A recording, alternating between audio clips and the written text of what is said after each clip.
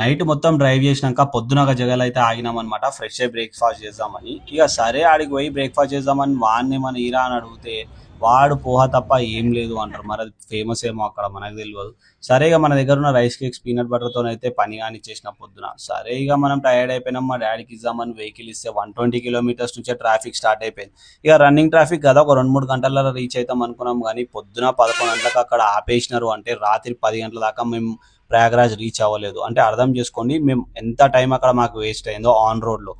ఇక మేము ప్రయాగరాజ్కి అయితే ఫైనల్గా వెళ్ళిపోయినాము. ఆడ లోకల్ బాయ్స్తోని వాళ్ళ యాక్టివా మీద మేము అయితే ఒక 10 కిలోమీటర్స్ వెళ్ళిపోయినాం. దాని తర్వాత ఇంకో 3 to 4 కిలోమీటర్స్ మనం కంపల్సరీ వాక్ చేయాల్సిందే. ఇక ఫైనల్గా ప్రయాగరాజ్ కనిపించింది. ఆ వాటర్ కనిపించగానే అమ్మ సుకూన్ అనిపించింది చూడు. ఇక వెళ్ళి డుక్కిలు అయితే కొట్టేసినాం. ఇక వచ్చిన పని అయితే అయిపోయింది. మస్తు ఖుషి అనిపించింది అనమాట. అందులో మునగగానే మస్తు చిల్లు ఉండే. ఇక బయటికి వచ్చి బొట్టు పెట్టుకొని జర చిన్న ఫోటోలు వీడియోలు తీసుకొని ఆ నుంచి అయితే వెళ్ళిపోయినాం.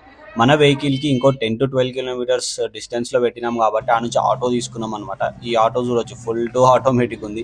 ఆడికేని స్టార్ట్ అయిపోయినాం. నాన్ స్టాప్ హైదరాబాద్కి వచ్చేసినాం అనమాట. ఎర్లీ మార్నింగ్ 4 o'clock అట్లా నేను ఇంటి దగ్గరికి అయితే పెట్టేసిన వెహికల్. 144 ఇయర్స్కి ఒకసారి వచ్చే ఈ ప్రయాగరాజ్ కుంభమేళాకి నేనే కాకుండా నా ఫ్యామిలీతో వెళ్ళిపోయినా. మస్తు అనిపించింది. ఏదో అచీవ్ చేసిన ఫీలింగ్ ఉండే. ఎంతకైనా మనం అచీవర్స్ కదా.